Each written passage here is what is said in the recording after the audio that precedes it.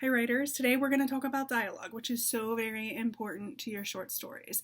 Dialogue is where your characters can shine, where you can really fully develop their personalities by what they say and how they say it, which can come across in your writing.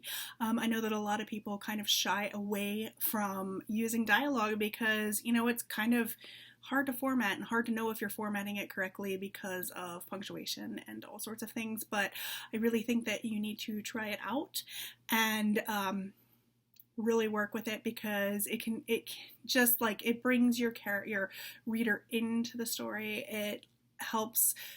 It's just good for your story. So I want to see everybody include dialogue in your stories. And I will post in the message board about the different ways that you are supposed to punctuate. So I do want you to pay attention to that. The main thing is something that I often see in people's papers is that all of the dialogue happens in one paragraph. So you'll have two characters talking and the person will write it out all in one paragraph. That's not what you do. Each dialogue piece gets its own line. So each time someone new starts talking, it's like a new paragraph starts. So I want you to get that into your heads. If two people are talking, it should not be in one paragraph. The reason is you need the reader to be able to tell who's saying what. Not only that, it's emphasis to what each person is saying, because what each person is saying in your story is important. And so which brings me to remember that when you're talking to somebody, you don't necessarily sound the same as when you write. So try to capture the way people talk. Try to listen in. Do they say full sentences all the time? Are they sometimes cut off? Do they sometimes stammer? Those are important things to pay attention to when you're talking to someone and kind of bring that into your writing. However, that being said, this is not talking, this is writing, and anything that does not propel your story in some way should not be used. So, if the character comes in and says, "Hey, what's for dinner?" If that's going to kind of bring in your storyline, then use that. But if it's not, if it's just a random conversation, get rid of that, especially in a short story where you don't have a lot of room to work with. Get rid of any extraneous things. The mundane is good if it points to something that's going to happen or has to do with something that's going on. But the mundane is not good if it's just there for the sake of it being there. Make it sound real, make it sound like a conversation, but make sure that every conversation furthers the plot line of your story, which means what? Looking at your main character and making sure that the things that are said are either standing in the way or helping your main character with their goal. The whole point of the short story is that your character has a goal, so everything within the story has to point to that specific goal. When people talk, they have motions, they have movements. You can see emotion in their face. You can see how they're standing. If they're reacting to bad news, they're going to stand one way. If they're reacting to exciting news, they're going to stand another way. This is important for you to understand with your writing.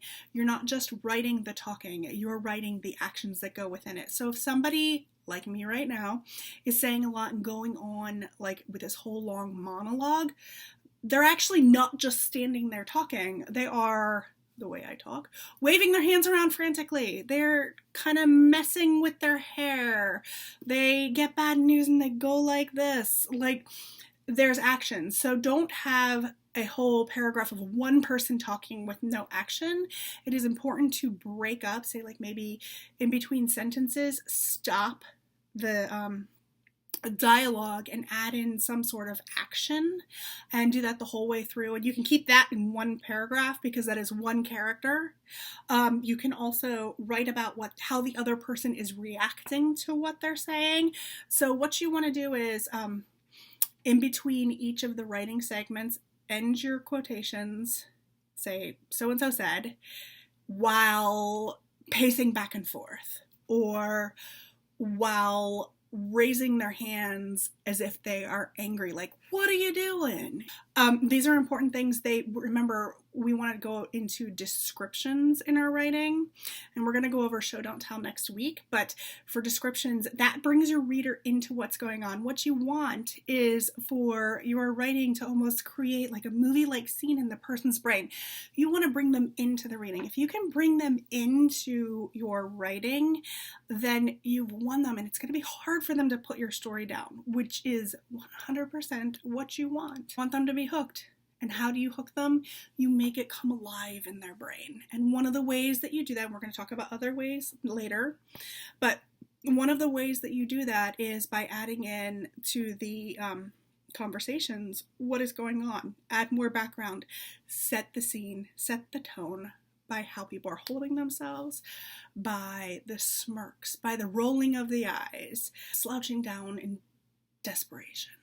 That's what you want to gain. Now, we're going to talk about dialogue tags. And here's something that a lot of people don't agree with me on, but dialogue tags are the whole thing. He said, she asked, she yelled, she whispered, she stammered, all of those things that go in between the dialogue. The only thing you need dialogue tags for is to point to who's speaking.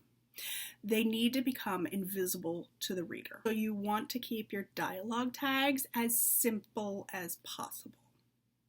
So you do not need to say they stammered, they whispered, they whatever, yelled. Keep it simple. One way to keep it simple is that you do not have to have a dialogue tag after each person ends speaking.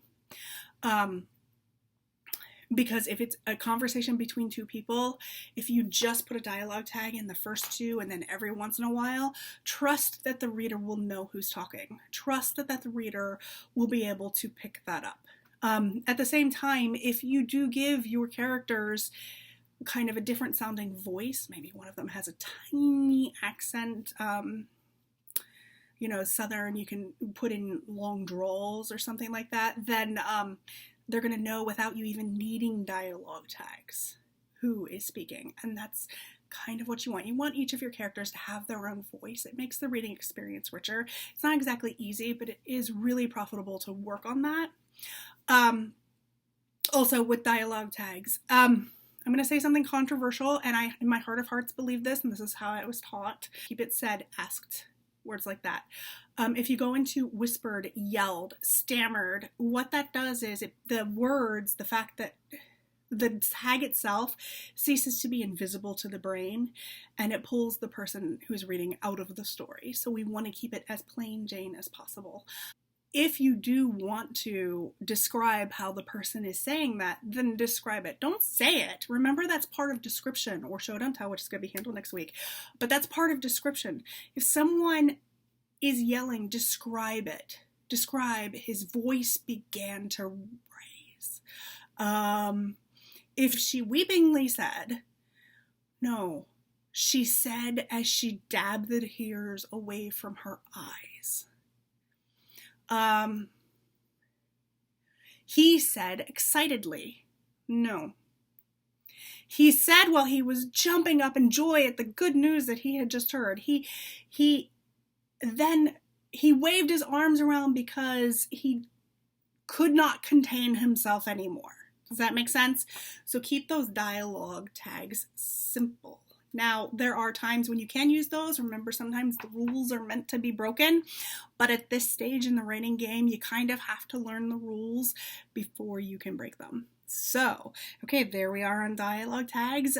This week, you're going to be writing a conversation a few times using different points of view, and I will make a video about that.